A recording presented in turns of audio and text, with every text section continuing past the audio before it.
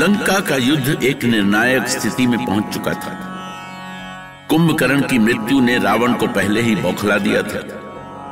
उधर मेघनाद ने निकुंभला देवी को सिद्ध करने के लिए यज्ञ आरंभ कर दिया। उसकी पत्नी सुलोचना ने स्वयं युद्ध भूमि में चलने का हठ किया, किंतु मेघनाद ने उसे मना करते हुए कहा कि कल का युद्ध निर्णायक युद्ध होगा।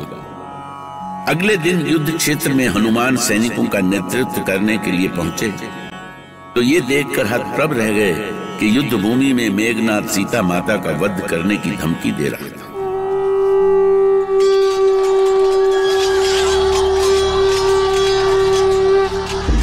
मेघनाद अब भी अपना और लंका का भला चाहता है तो सीता माता को छोड़ दे। नहीं हनुमान, आज मैं इस युद्ध का अंत कर देना चाहता हूं। सभी जानते हैं कि इस युद्ध का कारण सीता ही है, तो मैंने सोचा कि यदि सीता का अंत हो जाएगा तो इस युद्ध का अंत भी हो जाएगा। तो फिर आज लंका का भी अंत हो जाएगा मेघनाद। अच्छा तो मैं इस युद्ध का अंत कर रहा हूं हनुमान। देख लो राम के सैनिकों, देखो अपनी माता सीता का वध।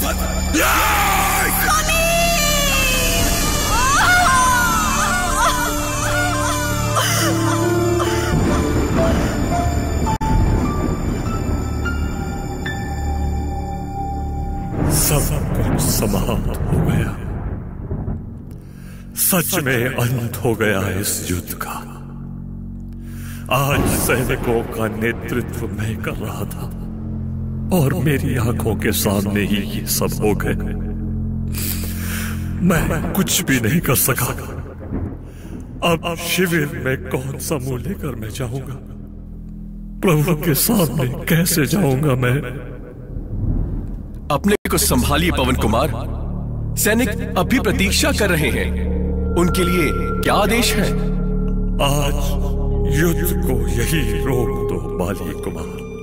ये क्या कह रहे हैं पवन कुमार? युद्ध बंदी की घोषणा करो अंगद।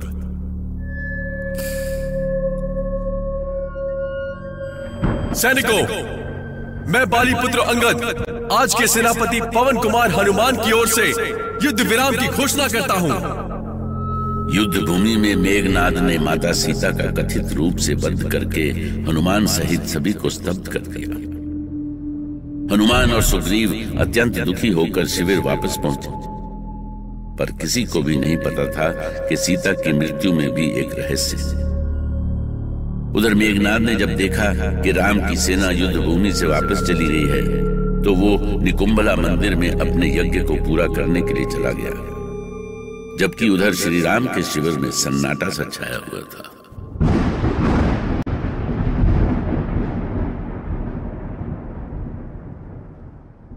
क्या बात है?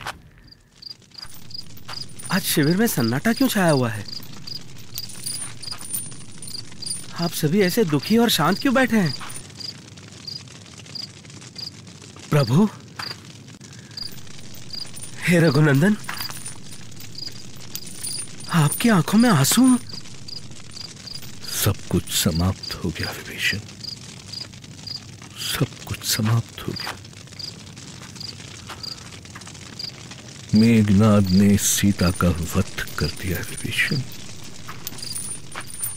सीता अब नहीं रही। क्या वध?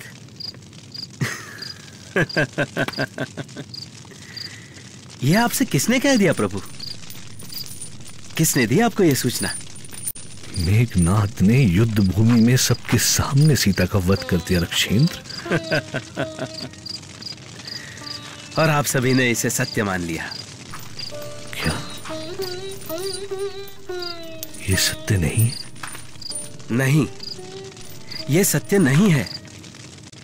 सत्य तो यह है कि उसने जिसका वध किया था वो माया की सीता थी। माता सीता तो अभी भी अशोक वाटिका में सुरक्षित है। माता सीता के सकुशल होने की बात सुनकर शिविर में जैसे प्राण वापस लौट आए। मेघनाद का ये रहस्य केवल विभीषण ही जान सकते थे कि वो ऐसा छल कर सकता है। पर ऐसा छल क्यों किया उसने? कुछ समय के लिए युद्ध रोककर वो क्या सिद्ध करना चाहता था? क्या था उसके मन में, और ये रहस्य भी विभीषण के पास था। वो जानते थे कि एक दिन का युद्ध विराम मेघनाद को क्या दे सकता था। तो क्या रक्षेंद्र ये मेघनाद की कोई चाल थी? हाँ प्रभु, हाँ। इस पूरी घटना के पीछे मेघनाद की ही चाल थी। मेघनाद चाहता था कि किसी भी तरह हम सभी युद्ध से विरत हो जाएं। जैसे ही हम युद्ध से अलग होकर शोक मनाने लगेंगे, वो देवी निकुंभला के मंदिर में जाकर अपना यज्ञ पूरा कर लेगा। और प्रभु, यदि मेघनाद का यज्ञ पूरा हो गया तो हम इस युद्ध को कभी भी जीत नहीं पाएंगे। मेघनाद अमर हो जाएगा प्रभु। नहीं रक्षेंद्र, मेघनाद का ये यज्ञ पूरा नहीं होगा, कदापि पूरा नहीं हो सकेगा। प्रभु, तो विलंब कैसा? आप सुमित्रा नंदन लक्ष्मण को आदेश दें कि वे विशाल सेना के साथ अभी मेघनाद पर आक्रमण करें, क्योंकि ब्रह्मा जी ने उसे वरदान देते हुए कहा था कि निकुंभला के पास हवन कार्य पूर्ण करने से पहले जो शत्रु तुझ पर आक्रमण करेगा उसी के हाथों तेरा वध होगा। आप सत्य कह रहे हैं रक्षपति। मेघनाद मायावी ब्रह्मास्त्र का ज्ञाता है और चतुर योद्धा है। वो वरुण सहित सभी देवताओं को युद्ध में अचेत कर सकता है। लक्ष्मण, ये अवसर अत्यंत ही अनुकूल है। तुम सुग्रीव की समस्त सेना पवन पुत्र हनुमान और जामवंत के साथ इसी समय इंद्रजीत पर आक्रमण करो। जैसी आपकी आज्ञा भैया। आपके प्रताप से आज मेघनाद के जीवन का अंतिम दिन होगा।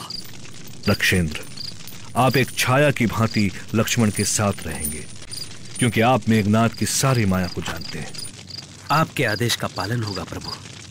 जाओ सौमित्र लक्ष्मण, आक्रमण के लिए तैयारी करो। मेरा आशीर्वाद सदा तुम्हारे साथ है। दशरथ नंदन श्री राम की जय! सौमित्र लक्ष्मण की जय!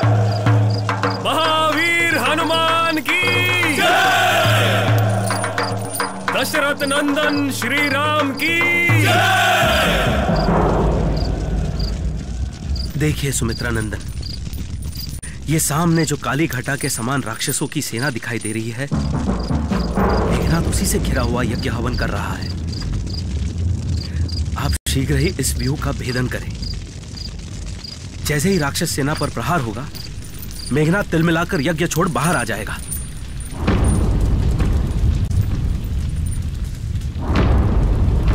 लंकेश पुत्र पापी मेघनाद, आज तेरे जीवन का अंतिम दिन आ गया है।